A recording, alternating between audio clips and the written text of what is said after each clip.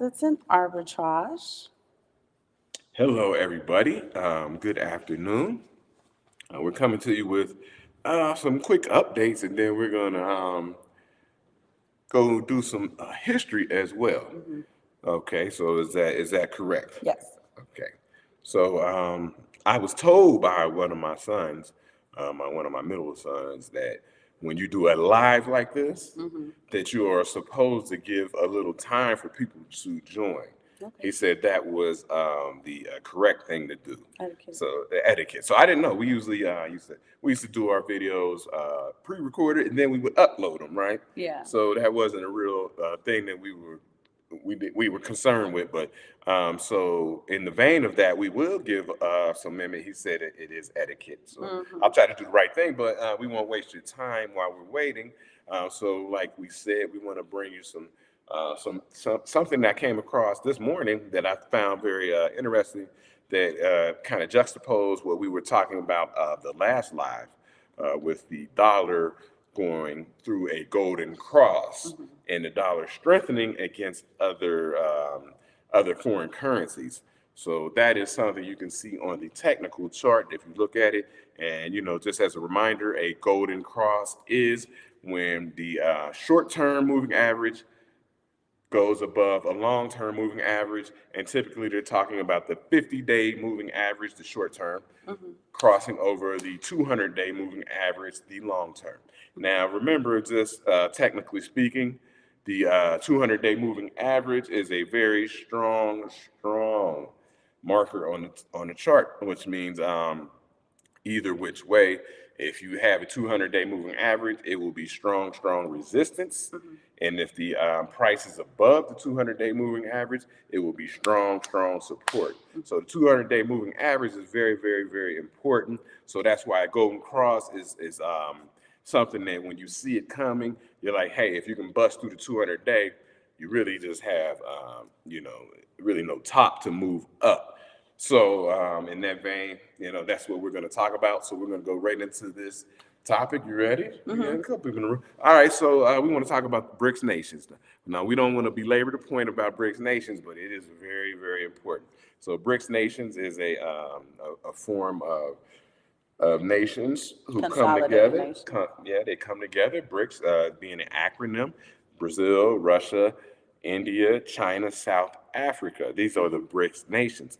So here is a story I found this morning as I woke up, and it's going to be Reuters, cited from Reuters. Reuters is a very solid publication, so you could check this out. So the BRICS nations have sold U.S. securities for $123 billion. They're selling off. They are selling off. Oh, go ahead. I'm sorry. You can chop No, it. you go ahead. I didn't want to interrupt you. Okay, $123 billion they have sold off of U.S. securities, U.S. treasuries, right? And they're very powerful nations in regard to China and Russia. So you have to definitely take that into consideration. I'll read a couple things from this article, and just give you the cliff notes, and then we'll go into some stuff right here. So, in 2023, the BRICS nations collectively sold 122.7 billion U.S. treasuries. China, a member of the BRICS, that is the head of the group, which the year has released 117.4 billion. So China has really released most of it. Everybody else is just a drop in the bucket. China's making it move, right? China done made it move. So we always, China, man, China's a problem, man. Everybody got to keep their eye on China. And then, what they will say, another BRICS member, they've dropped 227 million. So, it's a cascading effect, right? The United Arab Emirates has dropped. How much have they dropped? They've dropped 300 million, and they're not even a member of the BRICS nation. They will be a full Yeah, member in January, though. yeah. So right now they're BRICS Plus. They will be a full member in January. Thank you for that. So that's what we're talking about. That's an update. So what you see here is you're going to see a propping up of the dollar, and you see the BRICS nation pushing back very hard on that.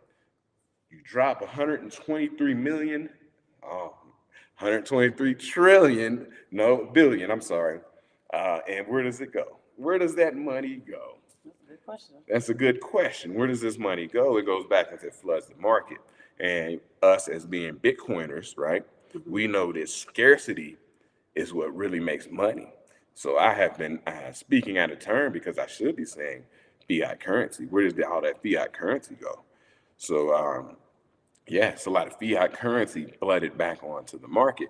But they also, as they said in this article that I read, they are taking their money and reinvesting it into gold and other commodities such as oil and gas. So those dollars are gonna essentially come back home worthless.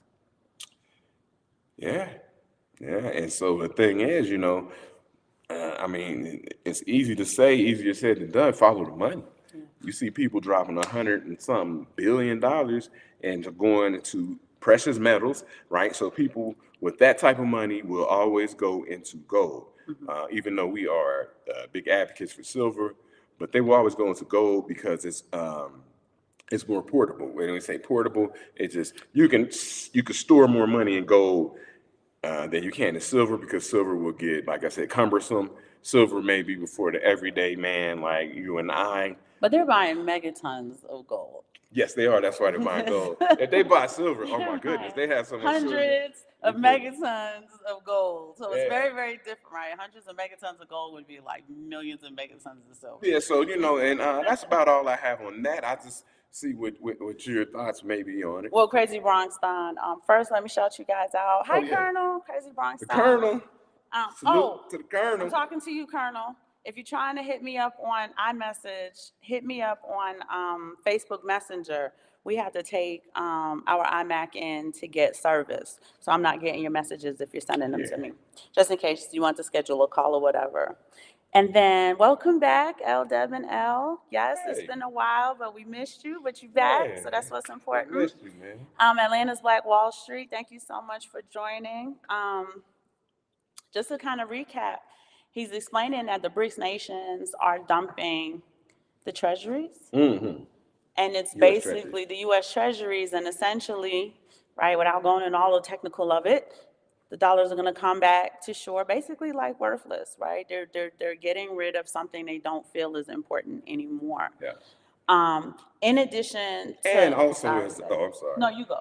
No, there's something in that they don't think is important, and it's a chess move.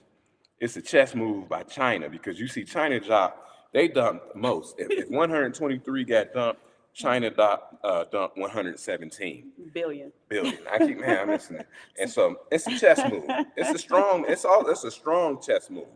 And so the United States, it's like, it's almost like the ball is in your court. What are you gonna do? That was a big middle finger is what it was. Yeah, that's what it feels like. It's 114 billion in middle fingers. 17? Yeah. The Colonel said he was hurt. No, we're not. You know Apple devices, right? If you don't buy the Apple device right when the new one come out, they mess with your mind. We're going to get a service. I'm not buying a new one. Hi, KW1. Thank you so much for joining us. And then I see Edward Diaz, 1130. Welcome. Are you saving in cash in order to buy at better prices after a crash? Uh-oh, there we go. That's a great question. Who asked that question? Edward Diaz, 1130. Welcome to the show. Oh, okay. Not Welcome, familiar sir. with that handle. Okay, Mr. Diaz, that's a great question. And we just talked about this last show and I talked about it earlier, but the U.S. dollar is coming to a golden cross. You would expect it to go up, I would say, at least 25% as it did the last time it reached the golden cross. And, for people coming late, the golden cross is when the short-term moving average comes across and breaks through a long-term moving average, usually 50-day on the short term to 200-day on the long term, right?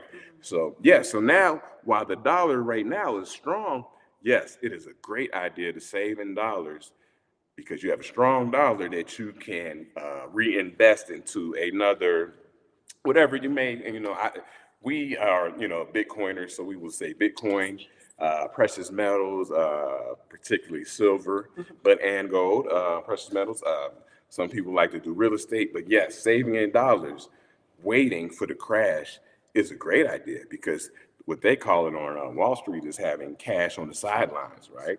So if you have your cash on the sidelines and a crash, you see it come down, uh, you will call it a crash on Wall Street because that's a technical term, I guess. But what it is you're really catching things on sale. So if you see something come down, whatever, 40, 50%, now it gets real technical. Now you have to do your technical analysis. You have to do your fundamental analysis on things when you see crashes so that you see good price points to buy things. And so, it can get technical, but yes, I like that. I like that you will save money for the crash so you can buy things at a discount, a very, very deep discount is coming. I also think you should have a bit of cash on the sidelines before I take you guys into your daily, what's now a daily history lesson. The Colonel wants to know when's the crash. Oh boy. But let me just go into this first, right? Because we can't pinpoint it, but I do want to mention several things. So I want to remind you guys on October 4th at 2:20 p.m. Eastern Standard Time, you guys are going to get the National Emergency Broadcast Pulse to your alert to your cell phones. They want to do a second one on October 11th at the same time. I don't know why, but what I am going to tell you is because there's so many moving parts simultaneously, right now, you guys really should be catching up and seeing the information you can get with the war in the Ukraine, right, and Russia, okay? That's really got my alert heightened a little bit because Ukraine is losing. It's really a war that the U.S. is trying to fight. And what they're going to do is, and you guys look this up, BlackRock is going to buy the property. I didn't get to mention this to you. I watched this today. BlackRock's going to buy the property in the Ukraine and be in charge of reconstruction. Uh-oh. Right. Uh-oh. And can I say one thing? But before you say that, here's the thing. Who's paying for that? We are. We are. Right? When after antebellum slavery during the Reconstruction period, no other country came in and said, we're going to pay for the reconstruction of the Black community that's been ravaged by antebellum slavery. Okay. But for this war, right, and it's been really, really bad. The numbers are counting up. I've been getting a lot of discrepancies in the numbers. Okay. So I don't want to quote any of them because I don't have a way to vet them. But I will tell you this. Y'all know Tucker Carlson got fired from Fox. And he got fired from Fox because he was trying to tell the truth about some things. He had the opportunity to talk to Putin and get Putin's side of the story about the war. And the U.S. propaganda machine will not let him do that. Yeah. So when we talk about having cash on the sidelines, when we talk about crashes, we are, for all intents and purposes, in the middle of a war because we are funding the war and we are also furnishing the military-industrial complex to the Ukraine to fight Big Mother Russia, right? The bear. So see, now what she said is what I wanted to bring back in. For all my historians out there, we've all probably read the book, The Art of War. And we understand there are different types of ways to be in a war. So when you see China dumping U.S. treasuries at that level, 117 billion, that is a form of war. That is a war tactic. They are using a war tactic. So now the United States finds themselves in some kind of nebulous war with China and Russia. Right. And that's trouble. Because it's trouble because if it ever comes to, and we're talking about the Thucydides traps. Remember, there's 18 Thucydides traps. 16 of them ended in war. We are in the fourth turning, which is coming of a Thucydides trap. So war, I mean, whether the war ends here or it gets, we don't want it to go there. I'm not against China and Russia, but we do want. How many? I'm sorry, and I'm gonna cut you off, and then I'm done. How many soldiers are in the Chinese army? Y'all ready for the answer? More than 200 million. And that's biblical prophecy for those of y'all who read y'all Bible. It's biblical prophecy. It's the first time ever that a country has more than 200 million men Men, not AI, right? Not little robots, not drones, not, robots. what do we call it? Apparatus, right? Human beings. I hope they're human, but human beings, right, to fight a war. I just want to say hi to my lovely Jess. Hello. And then Edward Diaz said, I read that China is selling U.S. Treasuries to defend the yuan and also slow down their real estate bubble. Yeah, they're doing it for their best interest. But in their best interest, remember those dollars are coming home. And with Brics pulling what they're pulling, with the war in the Ukraine, which is costing a lot of money, you guys got to remember, you know, what a war cost in 1919, Right. it's exorbitantly way more than that. You know, even the World War II in the 30s and 40s is way more than that in 2023, right? Just the inflation of the war, the technology, and so on and so forth. And I just want to chime in, Mr. Diaz, Edward Diaz, you are exactly right. And that's what you're saying. But like, that's what I was saying. That is a form of war. Yeah. That's a war tactic being,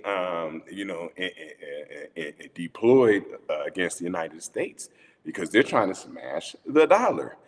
You have the world reserve currency, and you have a country who feels like they're probably the most powerful in the world, maybe. Right now, they're Yeah. probably So likely the world they're power. doing that. Push down the dollar, push up the yuan. You are exactly correct, sir. Here's the other thing. A couple of shows ago, when we were doing Getting the House in Order series, I had explained to you guys that words are spells, right? And the words that your enemies used against you or used to you when they're talking to you or when they're talking in general, they form ideas and preconceived notions in your mind. We have to unlearn and unprogram some of that, right? Or reprogram is really what I should say, right? Unlearn and reprogram.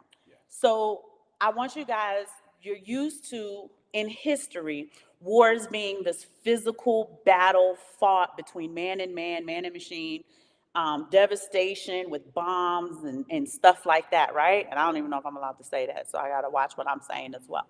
I want you guys to start really thinking in terms of warfare can be anything now. And typically the number one aspect of it is going to be a psychological operation, right? So when he was talking about China dumping the money, that is going, for those who are paying attention to it, right? That's going to send the anxiety levels up, right? Because we're already with runaway inflation. Our government lost, I don't know how many billions of dollars they can't seem to appropriate. The deficit spending is the highest it's ever been. I can go on and on and on and on, right? You go to the grocery store, $100 in groceries now. I don't even know that lasts for 2 days for a family of 4. Y'all would have to hop in the comments and tell me if that's true. Yeah. Because in Mexico, it is a lot cheaper. Yeah. But understand that war in these terms are the psychological onslaughts to your minds, right? And this is why for these shows, we are going to keep doing history lessons so that you can kind of like, oh, okay, that's something y'all always been doing. This is what happened when you did that. It can help kind of deprogram a lot of the deceit, because that's what it is. It's the great deception. Right. A lot of the deceit and the psychological manipulation that they're using against the masses, right?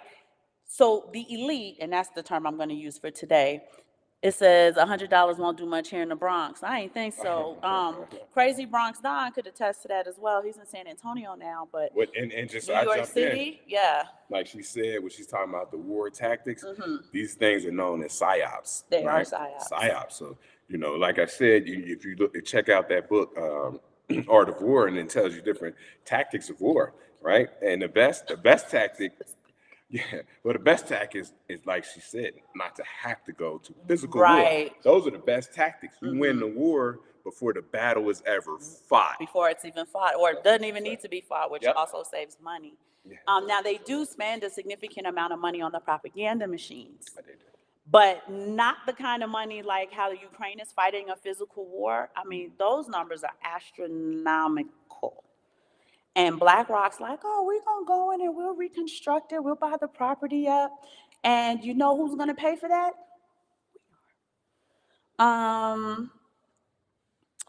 Your thoughts on Western countries introducing CBDCs CBDCs. It's no problem, Edward Diaz. You can ask as many questions as you want. We're going to do our best to answer all the questions. I'm going to put a pin on that question for now because I want to take you guys on your history lesson, right? Some of you may know this information. Some of you won't.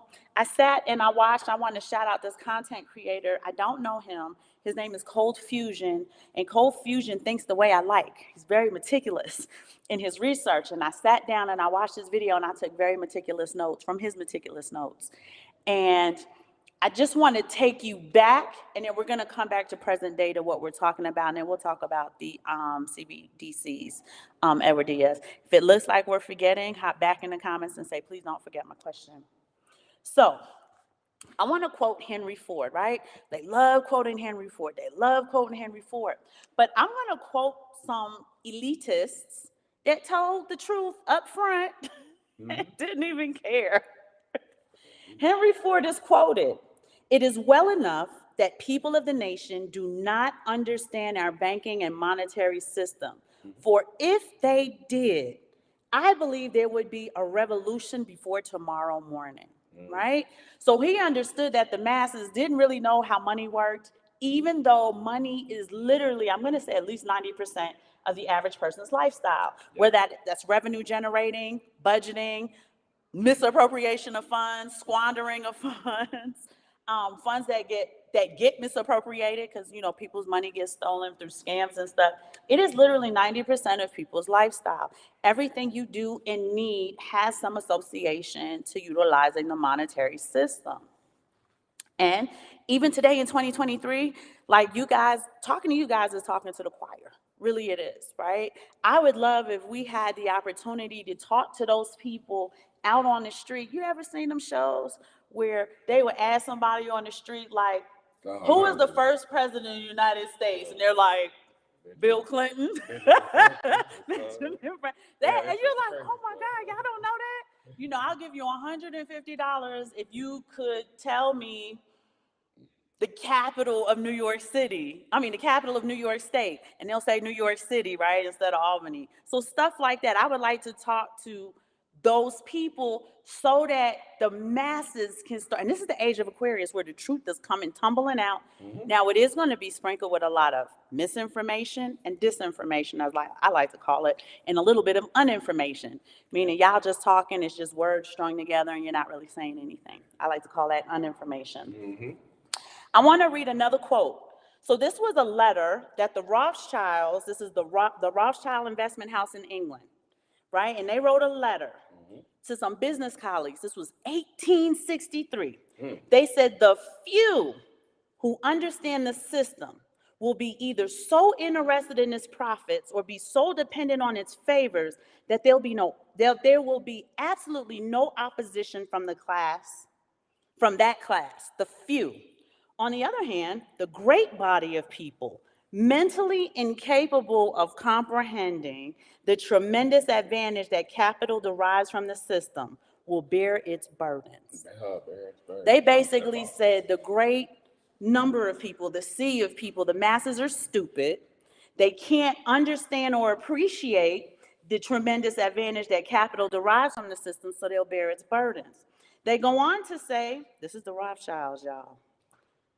And they will be compliant and perhaps without even suspecting that the system is inimical to their interests. Like y'all, you know, I had to look it up, right? Because I didn't know what inimical meant. Let me tell you what inimical means. It means obstruction, harm, injurious, detrimental, hostile, antagonistic, or damaging. So they basically said that they won't even suspect that the system they created would be injurious or hostile or detrimental to their own interests because we, the people, are bearing the burden. Y'all look these quotes up. Yeah, that's crazy. Let freedom ring. How you doing? Yep, the quote is so true, and he really said it. Yep. Go ahead. No, I thought you were gonna read out a couple of people. I do want to shout out Phantom Beat. Welcome. I'm not familiar with your handle. Phantom Beat said, I asked my coworker, what does liquidity mean? He asked that I spill something. Oh boy, that's great. That's a good one. I like that. I bet your coworker was black though. Oh man, I ain't gonna ask. That's how my sound. Like, what's wrong, dog? You spilled something? You want me to get you a napkin? Is it too My watery? Yeah, that's crazy. That's good though. I like that. Okay. So I'm gonna take you on a little quick walk down history lane, right? In 1694, the English suffered 50 years of war, right? So England decides, like, man, we've been in war for about 50 years. We're broke, we're busted. We need to find money to fund our political agendas, our political machines. How can we come up with money that we can't really get from these other places because they're ravaged with war? We can't really suck any more money out the system. Y'all know what their diabolical solution was? This is 1694. So if you're going to say the Federal Reserve, not yet, hold your horses. They said the best solution is to figure out a way to create money out of thin air. If we could miraculously create money, we'd be straight. The first central banking system was birthed in 1668. Okay? So notice I said that was in 1694. They were trying to figure it out. They already had the bank set up 30 years before. They just didn't know how to implement it for that purpose. It was like, I know I'm going to need this thing, but I haven't figured out how I'm going to utilize this resource yet. And I just want y'all to peep that. That's why I said it like that. Now, their first central banking system, birthed in 1668, is a privately owned bank. In about 1700, they finally figured out how to issue loans to the government, make the government pay the interest on the loans, not even real money, and they were more influential than the laws, the government, and the politicians combined. That private bank, right? So now let's fast forward to our beautiful Federal Reserve, y'all. How many? Go ahead, baby. Oh, I'm sorry. I just wanted to chime in there. We talking about war. This banking system, that's a tactic of war. Now, we're talking about right now, a war on your own people. Is that correct? Mm-hmm. That's a war on your own people with this banking system. That was the only reach they had at that time. Yeah. Mm-hmm. Right? So now, understand, and we're always going to be talking about consolidation because that's all they think of. We want to take these things and form them like Voltron. I just want to say welcome very quickly to, oh my Lord, I can't pronounce your handle. I want to say is Rigwanji. I hope I said that right. If I said it wrong, I'm sorry. Who mentioned the stock market comes later, shake my head. Jess is talking about the Ukraine psychological operations, nothing but a money laundering scheme. Yep. Casper Cooper, I am familiar with your handle. I just never know if I'm saying it right, but welcome. And then Crazy Monks Don is bringing up Jekyll Island. I'm glad you brought it up because I'm just going to run through that very quickly. Many of you should be familiar with Jekyll Island. Yep. Can you remember the book we read? It's called I think like the monster. The monster or the beast from. I think it's a monster from Jekyll Island. But I can't remember. But it's a book y'all can get on Amazon. If you just put in Jekyll Island, the book will come up. Yeah. And I wish I could give y'all a better company than Amazon. I can't think of one right now. But y'all are in the U.S., so you can find bookstores and stuff to get it. But I'm going to tell you about Jekyll Island. I feel like a mommy at story time. Let freedom ring said, buy Bitcoin and fight the system. Yes, y'all, we shouldn't even have to tell y'all now to dollar cost average Bitcoin. Fight the system. Right, we're getting there. Y'all want 100,000 Bitcoin? Like, if you just be patient and climb that mountain, keep climbing that mountain, you'll be at the top of that Bitcoin mountain. Yeah, I was just watching old videos today, and they're really not that old. They're not that old. And I was watching some technical analysis and things like that by our good brothers, King Bless and Bitcoin Zay. And I mean, this back when Bitcoin was 4,500. Shout out to the gentleman. Yeah, 3,700. And they were on different shows and podcasts. And you probably seen it if you look on the page. And you just think to yourself, like, man, that wasn't that long ago. No, it wasn't. And even though the price isn't where we want it to be, if we got it then, we're still looking good now. And if you get it now, you'll be looking good later. Right. So that's what we're trying to say. So absolutely. And we are going to make it a habit to keep reminding. We usually do. We just didn't this show. But dollar cost average your Bitcoin. I know some of y'all, I don't know how you feel about precious metals, but understand sound money, right? Silver is sound money. It's been sound money for at least 6,000 years. But I'm going to tell y'all this. Judas betrayed Jesus for 30 pieces of silver. That's how old it is, right? If we can't go back past Jesus, that's at least 2,000 years old. And it's really maintained its value. So understand that you really want to also be dollar cost averaging silver. Bam, I don't know if Bam's in the room yet, but he will be. Bam Hardrick, shout out to Bam and his beautiful family. Y'all know we shout them out. They have an organic chicken farm. Y'all really should check them out on Facebook. Yeah, but, you know, he was inquiring, like, where can we get silver? And we are dealing with a new audience, semi-new audience. Yes. So we do want to tell you, definitely check out, and I'm going to put the link in next time, Miles and Franklin. You can call them. They are going to give you a personal journey for what it is you want to do, how you want to do it, how you want to dollar cost average it. What type of silver rounds do you want to buy? What are the best to buy? Yeah, and we had on a few occasions we had their CEO, Andy Scheckman's a good friend of ours. Andy Scheckman, friend of ours, friend of the show, come on the show and explain some certain things about silver and what's going on a large scale, because he is the CEO. He deals with it on a large scale as far as dealing with the COMEX and orders that come in and people standing for delivery. Yes. But us as everyday Joes, we just want to get our piece of silver. So go there, you'll get it. And you get a discount if you say Aaron, and believe it or not, y'all, his name is Gordon Simon, but I just call him Simon from military. That's what it is. And so he's a great guy. He's been in the silver industry 33 years. So you definitely can go there. And, everything is shipping and everything is insured. So make sure it comes right to your doorstep and you'll get everything you want. So that's a great place to go.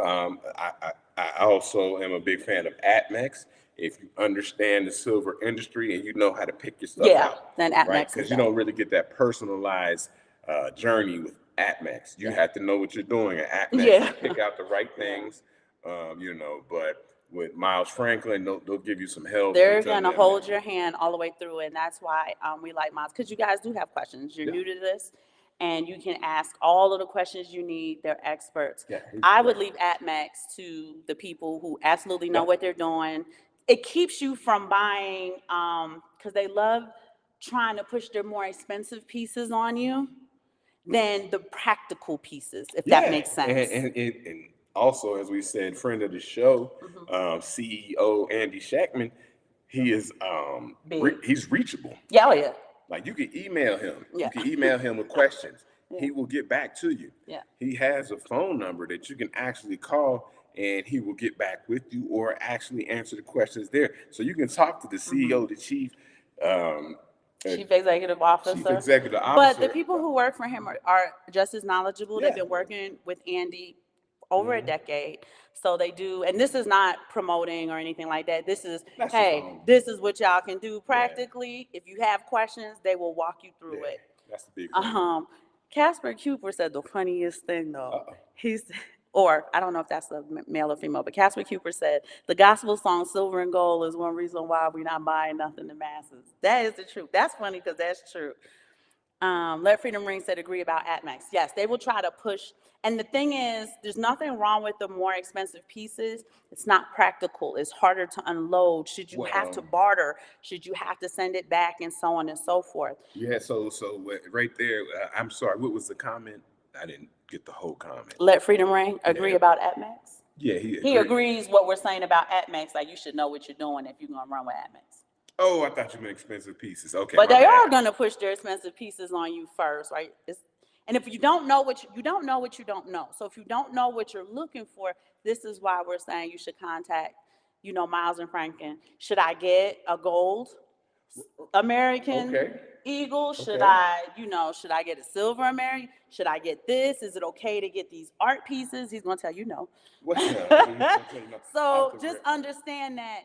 For those of you who are new on this journey, contact Miles Franklin. Say Aaron and Gordon. So, and I'm not going to go too deep into this because she wanted to finish off what she had to say. But when you start your silver journey, there's certain ways that you want to go. But basically, most people will tell you get your ounces up. Yes. So you want to get ounces. If it's hand poured, whatever, 5, 10, you go all the way up, kilo, 100-ounce bars, if you will. but you want to get your ounces up. Now, some people might build it up to the point where they can get the more expensive pieces. Yeah, once you Right. get there, that's fine. Once you get there. But we're talking about starting the But journey. don't start with the expensive pieces. Start building your ounces up. Building your ounces up, and also constitutional silver. Very important. They call junk silver, but it's constitutional silver, minted pre-1965 or 4. But wait, just for people who don't know what that means. Okay. The constitutional silver are quarters and dimes And nickels. Yeah, that have been minted before 1965. Yeah. Right? And we just wanted you to know that it is currency that's been minted. It feels different, feels kind of tinny. It feels crazy. Well, in what your she's hand. saying That's is the real those minted before 65 five I are think, worth a lot of money. have actual Silver. in them. I have value. And so, even if you came across one at a grocery store, then make sure you keep it. You see, oh, this is 63, keep that. Banks are very meticulous about pulling it out of Yeah, circulation. pull that circulation. So, so there's that. We didn't want to digress too far. I digress, but I'll let her get back to the history. Huntley Goldberg. Okay. It says, why did y'all say China Army has over 2 million? It says that it has 2 million. Recently, I'm going to say about a month and a half ago, during the when they were preparing for the World Economic Forum, they themselves reported that they had over 200 million, but they did not give a specific number. So I was quoting themselves. But no army should have 2 million human beings, period. Too But they quoted that they're now over 200 million. And we'll talk about the World Economic Forum another time, because while it looks like there is division and divisiveness, what you're really looking at is consolidation. Consolidation is a great thing. And also remember, this chess game, if you will, is being played at the very highest level, right? We're talking about rulers of countries, right? Emperors, if you will, these presidents, kings of the world, if you will. This is being played at the highest level. And if you would just explain to them the juxtaposition between Brics nations making the moves they're making and the SDG. Really the World Economic Forum, because those are just their sustainable making goals. there, because you see that the people in the World Economic Forum aren't the same people in the Brics. But they are. That's the thing, though. Oh, well, tell them. So that's why I was telling you guys, when we're watching all of this. What's the crossover? I would like to know the crossover. So if you go, like China and Russia, they also have sustainable goals that are part of the 2030 agenda. Well, how could you have sustainable goals part of the 2030 agenda if you're not working with the king of the universe, King Charles, and the United States and other Western countries? It just doesn't make any sense, right? When you start digging and you start doing the research, you realize like, oh, y'all are warring with each other, but then at the same time, you're kind of working together, and that's just so weird, right?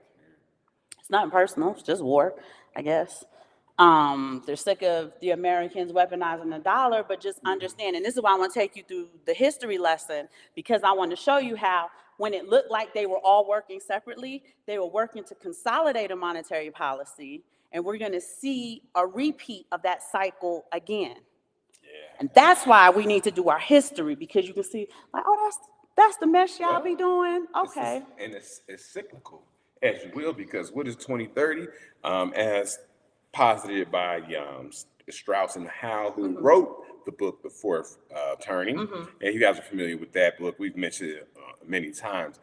The Fourth Turning, they said, in our turning, we're in the Fourth Turning, they said it would culminate in 2030. It'll culminate in 2030. And you got biblical texts about what's going on in 2030. Lots of stuff is happening, y'all. But back to the Federal Reserve.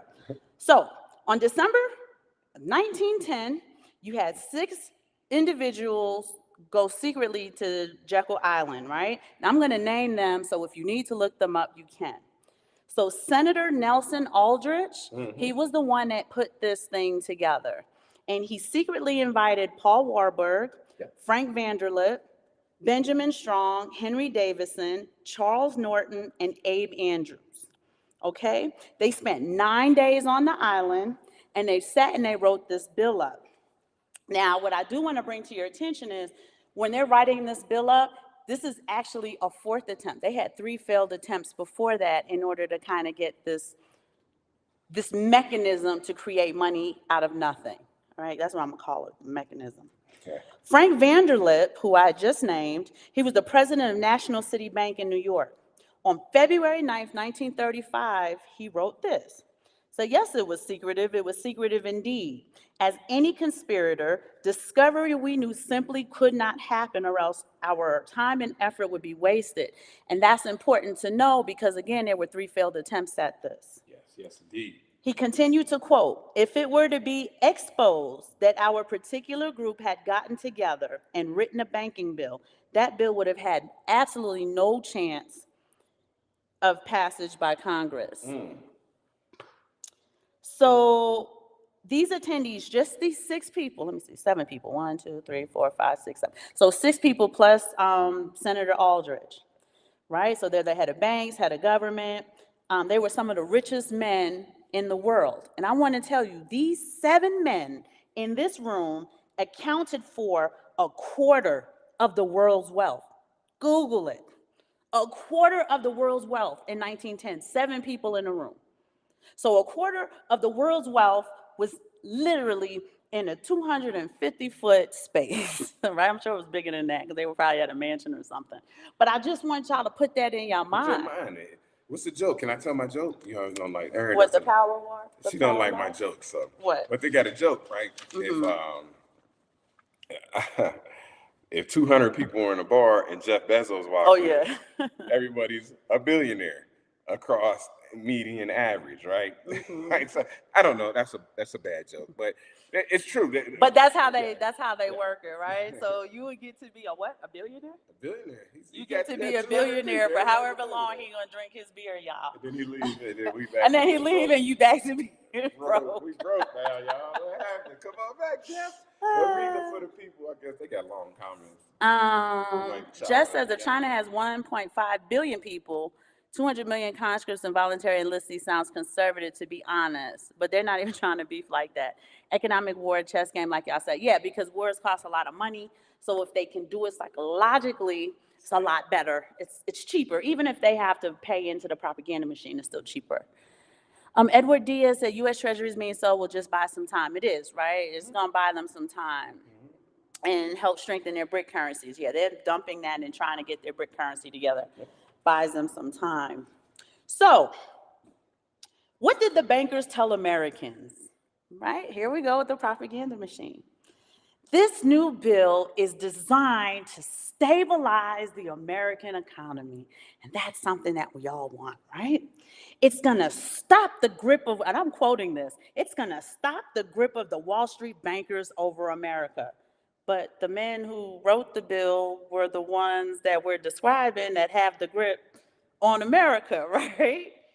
Their success? A small group of men who could create money out of thin air, charge interest on it to the American government, which the American people would pay. Y'all like that Ponzi scheme? Yeah. Yeah. Okay, now here's something you may not know. Americans absolutely understood how central banks were, how they were designed. They understood the ramifications of having a central bank, which is why the other 3 bills failed. And it's why they had to go to Jekyll Island in secrecy, and it turned into this whole big conspiracy. When they went to turn in the bill was called the Aldridge Act. And as soon as Congress was like, oh, Senator Aldridge's name is on this, we're not, nope, they denied it. So then they had to go back to the drawing board and come out with another plan to push this bill through. Now, here's how they did it. Y'all ready? They sent 2 million of their friends to carry the bill, and they renamed it the Federal Reserve Act of 1913. All right, so now the bill is going through Congress. How do we get the American people's confidence? That's the word I'm looking for, confidence. So what they did was the bankers paid the journalists, right? Your American newspapers. That was the only way they were getting the news in 1910. And the newspapers all had similar front pages, similar mainstay stories that read that bankers were screaming in protest, that the new bill would ruin them. and thus gain full support of the American people.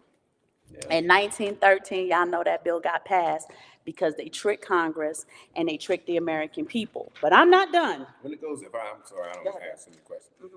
I can't remember off the top of my head who was the president behind that. I feel like it was I would have to look it up. 1910. 1910. Yeah, we would have to look up who the current sitting president. Who was the current sitting president in 1910? Yeah, If one of y'all could add it in. I feel like it was Roosevelt. So that's how the bankers fooled the Americans. How did they fool Congress? When they were writing up the Federal Reserve Act, they wrote all these clauses in that limited the bank's power. And then once the bill got passed, they not deleted. There's a word that they use. For getting rid of an act? Getting rid of the clauses in the act. They removed the clause, but they have a legal term for it. They removed the clauses in the act once the bill was passed. So now they duped the Americans, they duped Congress, and we have our current day Federal Reserve. So now you have a small group of people in complete control and creation of the American money. Where are we at present day? Woodrow Wilson, thank you, Let Freedom Ring. Somebody said Calvin Coolidge. Y'all double, triple check. Huntley, I'm gonna get you, I can't give you a link, but I'll look up where they said it in the World Economic Forum. It was Woodrow Wilson. We got all these different presidents in there. Okay. It was in that same Yeah, it's not a big deal. Yeah, I just asked. I'm sorry. No worries.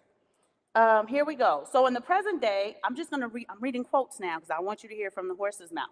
Y'all should know who Alan Greenspan was, right? He was head of the Fed in 2007. Yeah. He was asked, what should be the proper relationship between the chairman of the Fed and the president of the United States? Y'all can look this up, it's a video. The Federal Reserve is an independent agency. So what that means is basically there is no other agency of government which can overrule the actions. And what the relationships are, frankly, are irrelevant. Irrelevant. So that is true.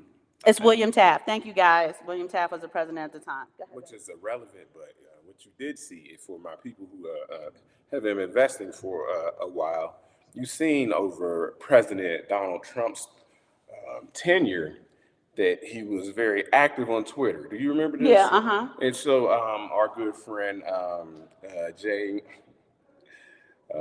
what's his name? Jerome, the president of, the president of the Fed. Jerome Powell? Jerome Powell. So you would have things where Jerome Powell would come out and speak and say what he's going to do for this quarter, that quarter, and Trump would tweet. You guys remember that? Yeah, he would. And you would see the stock market move. As soon as he tweeted. Yeah, so it's movement on the stock market. Yeah, what is their interaction? He gets to say what he has to say at his speech, and then the president gets to tweet and make stock market go up or down. Right, so even though he's saying our relationships are relevant, we do whatever we want to, they're all working together, right? Yeah. Because they're all making money together. Yeah. He said the whole okie doke was under Wilson. But it wasn't okie doke. It really wasn't okie doke. Yeah, he was the one who came back and took our gold. So remember, we talked about the central banking in England, and then I kind of fast forwarded you. That was 1600, 1700. I fast forwarded you to 1900. Then you ended up getting a consolidated model, right? Because now we have the European central banks and the U.S. central banks. You think they don't work together? They absolutely work together, right? So there's that consolidated power. You're uniting separate countries under one economic policy. This is important because this is where we're headed, and this is why they're trying to destroy the current monetary policy. Now, understand, for those who have taken economics in college, we undergo a new economic policy about every 30 to 40 years. Yes, I believe that is the number they will give you. I think it's every 30 to 40 years. At the university level. Right? So, yes, he did regret his actions when Wilson signed it. That's absolutely true. He regretted it because when he looked at it and he saw all of the stuff got pulled back, he did regret it, but there was nothing he could do about it. Again, it's an independent agency, and there's nothing he can do with their actions. That was the way they passed the bill. Yes. There are some countries, though, that do not have a central bank. North Korea, Iran, and Cuba are 3 countries that do not have a central bank. Funny thing, right? Because my spidey senses be tingling. I just want to see how far back that goes. In 2000, Afghanistan, Iraq, and Libya also didn't have a central bank. What year did Gaddafi get killed? Oh, wow. Was that 2003? 2005? It was after 2000. Yeah, it's right there in that area. And all of a sudden, Afghanistan, Iraq, and Libya get taken off of, we don't have a central bank, or we don't have access to central banking. Mm-hmm. So that was interesting. So you say Iran? Right now, currently, North Korea, Iran, and Cuba do not. Their central bank doesn't have access to whatever it is they have going on economically. Right, and so, as we are assets in arbitrage, we talk about moving abroad and visiting other places. Not Iran. Good luck at visiting those 3 places. Yes. You might be able to get to Cuba. You definitely can't get to Iran, and you're definitely not going to North Korea. Right, you're not going to North Korea. So just even notice that, keep that. You can't go there. Their Freedom Ring said Gaddafi was killed in 2012. Yeah, way after 2000. Okay, yeah, okay. And remember, for those of you who even know that story, Gaddafi didn't need a central bank. No, he did not. Because they were just going to suck all in. He didn't want any parts of that. And now all of a sudden, after he was killed, now all of a sudden they get taken off that list where the central bank does have access to them economically. Okay, so instead of now I don't have to get into Bretton Woods. Y'all should know that because that's way later, right? That's the 70s.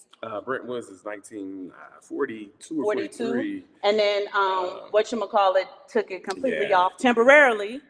Temporarily to this. Temporarily, right? Yeah, that was up in the 70s. In the 70s, and in the 70s, where he took off the gold standard. But Bretton Woods was right after the end of World War II. So that was the 40s. Yeah, where people came to the table. And now we have nothing. So we went from gold being the backbone of the system to debt being the backbone of our system.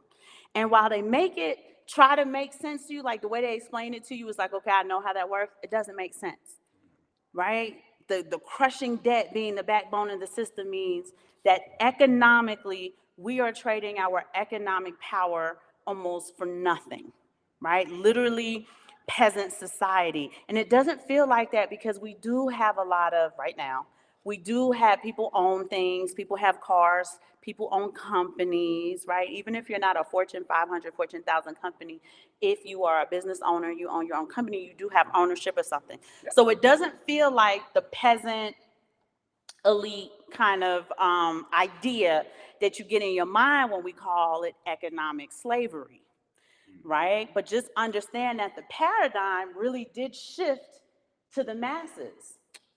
Yes. With it being debt-backed and not gold-backed. You guys know that central banks are able to create booms and busts at will.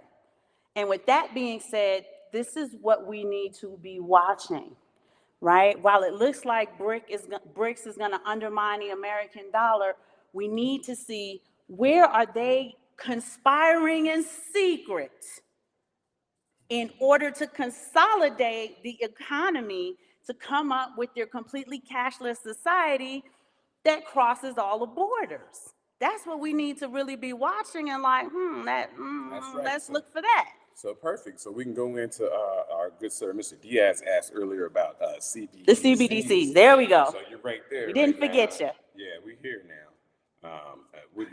Shout out to our good friend Dear Bit. Hi, Dear Bit. Thank you for showing up. We love you, Dear Bit. And shout out to Chappelle House Love. All right, yeah, definitely. Big shout out to you guys, man. But let's go into CBDCs. What do you think? I don't know, it wasn't any part of your research, but it's just off the top of the head, we just go on CBDCs. I feel like, and this is Erin talking in speculation, right? It's her Aquarian mind. I feel like Bitcoin took the government by surprise. I agree with you. Right? I feel like it came out and they were like, oh, that's just some trend. It'll go away. Or, I feel like they pish-poshed it and then was like, no, because man, we need to do something now. Yeah, because for my old school Bitcoiners, when Bitcoin came out, man, I used to call it cowboy country. Mm-hmm. People would hack your wallet. People, it was hackers and all this stuff on there, and they just thought it was a trend that those type of people we're dealing with gamers and all this stuff.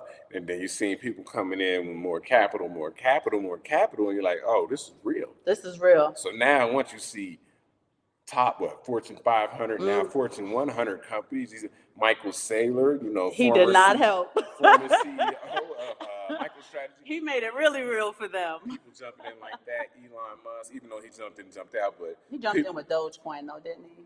He does have Joe's, but he did jump into Bitcoin for a minute, and he jumped out. The rocket science conversation. People like Kathy Wood. We can go on and on and on.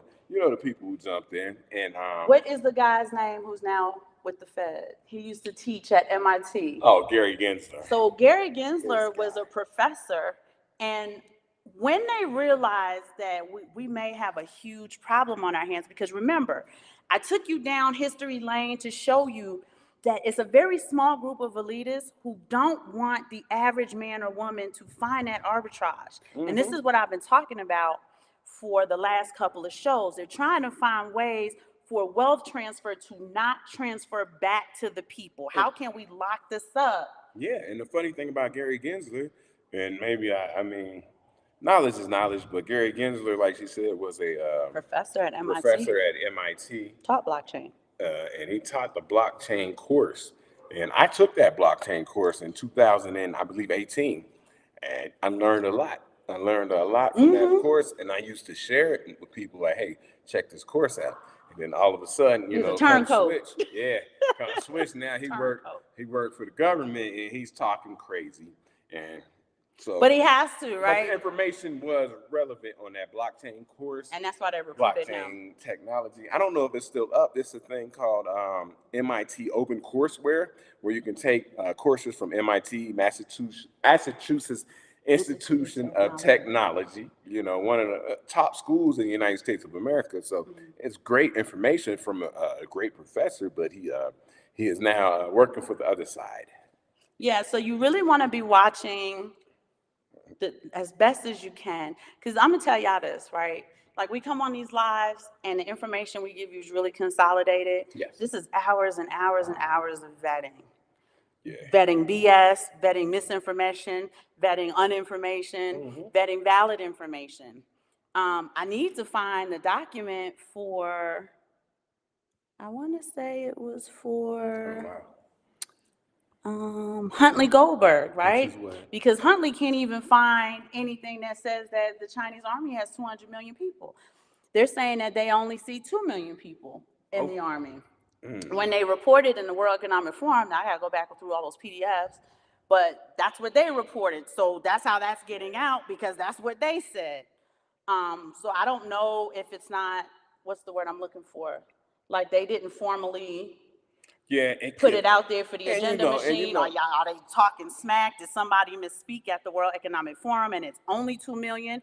And they said over 200 million. It could also. So that's interesting, and I'm glad you brought that to my attention, because now I'm gonna start digging for real, because that was in a PDF document for the World Economic Forum. And how they do in the United States, you might have 2 million, I guess, enlisted. You might have 200 million available, like they do with us with the selective service. Okay. So they might, I don't know how they did it. How they're overinflating the number. They could be overinflating the numbers, saying we do have this available. Personnel, a pool of personnel that we can pick from. So, we have to vet that out for you, good sir. But and we I don't definitely know if Huntley is male or female. That's why I try to just. Oh, sorry. But Huntley, I am going to double check that, and hopefully have an answer for you by next show. That'll be one of the first things I bring up, because now I'm gonna start digging too, to see if it's like our selective service. Yeah. But even with our reporting, do they report the reserve and the guard? Because they're not active duty. Right. I don't know if they have to. Do they report the ancillary, the coast? Like, if it's a situation like that, we're like, no, we're gonna give you all the numbers, including the selective service. Then that is that is what governments do, right? They overinflate stuff or underinflate it. Like for the Ukraine war, they were underinflating how many Ukrainians had perished. And Tucker Carlson sat and spoke with one of the top generals in the middle of and his number was astronomical. I don't want to quote it because I don't know if he's overinflating it, and there's no like hard data with today's information, misinformation, disinformation, uninformation. And that's the hardest part of going through a lot of the information that we're going through. So that's why I always say, take it with a grain of salt. If they're saying that, okay, let's sit on it, right? Let's say they do have over 200 million. And unfortunately, sit on that. Unfortunately, even if they only had 2 million, that's still a lot. That's crazy. That's a lot. That's crazy. So, it's other people with 1.5 billion, yes. No, I'm sorry, it came down a little bit. Yep, yeah. It says 2 million active members. Okay, good, thank you. It says all the links I pulled up says 200 million active members. Thank you, Huntley. And that may be the problem, is that there's 200 million available. So yes. Thank you so much, Huntley, for separating that out. But I am definitely, that'll be the first thing I bring up when we go live again, because I want to look into that. And if there is documents where I can figure out where the rest of the people are and how they broke them down, that would be good for us to know as well. Yes, and the CCP controls the media in China. It's very controlled. The United States is very controlled now, for those of y'all who don't really know. Trained men and women on active duty, according to International Institute of Strategic Studies. Mm-hmm. Who does the International Institute for Strategic Studies belong to? Is that the United States? Because we also have to watch our own propaganda, meaning if it's the United States saying that that's what they have, that's a way to downplay a lot of people. Do you guys understand what I'm saying? That's why I said I'm gonna dig deep to see if I can get it from the horse's mouth who may be overinflating it. Yeah. But you also don't want to get it from your enemy who's gonna underinflate it so that they can kind of downplay the power that's actually out there. But again, the whole point for the show today was really we're looking at the destruction of our current economic policy. We're looking at that destruction, right? The cash is kind of old. We've talked about losing its purchasing power. We've talked about, and a lot of you guys would have seen this from other content creators as well, how long currency exists. Yeah, they have I mean, it's a window of 40 to 50 years is the window currency exists. Every currency ever created always goes back to a value of 0. Yep. So these are the things that we're looking at. We're getting down to that. So how are the powers conspiring together? And this is the whole point of the whole World Economic Forum tells me that this is the consolidation of economic policy. Mm-hmm. And again, while it looks like China and Russia aren't fooling with the West, they're not fooling with Europe, they're not fooling with the United States, when you start looking at their websites for their sustainable development goals, they have the same harmony and synchronicity that the West and the United States have for theirs, and they have to work together. And they're meeting together, right? These countries are meeting in Saudi Arabia, they're meeting in New York City. They're sitting down and they're talking about how to get all these green initiatives going. And you're like, your spidey senses have to be tingling that these governments are conspiring against you. They are working to destroy. A lot of the economic policy is going to be destroyed from inside. Mm-hmm. Yeah. Right? Because that's the easiest way to destroy something, from the inside, not from without. Hey. Because you want the American people to not finger you, I want you to vote for me, so I don't want you to know that this is what we're doing, and be looking at other things. That's what all the distractions are about. Yeah, the distraction. Remember, they always have a saying, on the grassroots level, you destroy and rebuild. Shout out to my 5%ers, you know what I'm talking about. Yeah. Destroy and rebuild. And they're going to destroy a system and rebuild it another way, but they're going to rebuild it in their favor, unfortunately. And their favor right now, what I want you to have in the forefront of your mind so that you don't fall under these deceptive illusions, is not for you, it's against you, right? It is not for your wealth transfer, it is for their wealth transfer. And what they're trying to figure out now, especially in the West, we in the West should, on a level, be making more than we've ever made before. Yeah. We should be more prosperous than we've ever been before. And of course, it is a cycle, right? They were prosperous in Rome, they were prosperous in Greece, they were prosperous in Babylon, they were prosperous in all these places, right? And then when that cycle comes, what they want to do is they want to transfer that wealth from us to them. And they want to make sure that they can X out and box out all of the arbitrage in order for us to figure out how to transfer the wealth from them and back to us. Yes. Right? And this is why we talk about smart cities and sustainable development goals, because their goal, their ultimate goal is that you will own nothing and be happy, but you're still utilizing your economic labor in exchange for something. I don't own anything, so what is my economic labor in exchange for now? Exactly. And those are the things, those are the questions we need to be asking. Those are the things we need to be looking at. And those are the goals that we need to have our spidey senses like, all right, I'm watching this and seeing how this is. There we go. Yeah, I definitely agree with that. Did you want to read off some of the comments? With a population of over 1.2 billion, somebody in the comments before said 1.5 billion, China has the potential with manpower of another 200 million males fit for military service available at any time. Yeah, maybe it's that. I think y'all are, Huntley said, I think y'all are dope and in tune with what's happening. Sometimes I don't like to be in tune with what's happening. Yeah, sometimes a headache. No, I'm glad you fact checked today, because we do want to just look at those things, right? Yeah, definitely. I feel like no matter how we come down to it, it's over 200 million people, don't matter, right? Yeah, but if something was to jump off because they're communists, they could just force the people to do that anyway. They could have army 1.5 billion people at that point, right? Because they're going to make you do whatever they want you to do. But we just want to understand what we're looking at, because it is historical. No other army in the history has seen numbers like that, that didn't consolidate with other nations. And, and also, from a personal standpoint, if something jumps off, as you will, if it has to get to that point, I do have 4 sons who might be called into service, right? And I don't want to see that. No. I mean, I served my country. My wife, my beautiful wife, she served our country so that our sons would not have to. But, if it gets so bad, then our sons will have to, And you never know how they changed that program, right? Because the selective service hasn't been rehauled since it came out, I don't think. It's been go down to the post office and fill out that for the men, right? But that was at a time when women didn't serve, and now women serve.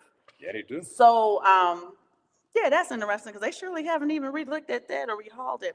And I think it's because they have a extra emphasis on technology and weaponry and apparatus. Yeah, so you may not need, but you're getting the wrong. They'll supplement the people for drones and robots, and y'all see the AI they got out now. That's crazy. If I'm correct, but correct me in the comments if you guys know. I thought that the U.S. military was at some of its lowest levels that we've seen in many, many years. Yes. I don't have the exact numbers, so But I was fact check me when I looked at that, because I did read that recently. And when I say recently, this might have been towards the beginning of the war. There was some controversy because Elon Musk owns something called a Starlink satellite. Yes, he does. And that Starlink satellite is crucial in the communications for the Ukraine and in launching wartime operations, right? Let me just put it that way. And there was a point where they were going to do something risky, and he turned the Starlink off. Yeah, interesting. And the Ukraine, not the Americans, like the talking heads, that's what I like to call them. The talking heads were calling for his head, because I think it did cause some casualties, but he was worried that it would have caused Russia's gonna come for us if we do this. Okay. Us here in the United States, like front lines, if we do this. So he turned it off. He didn't want his technology to be utilized in that way. And I'm bringing that up because you have all of these private industries, not just Raytheon and Halliburton, right? Those are wartime defense companies. Right. Look them up. Y'all do y'all research on some of this stuff, right?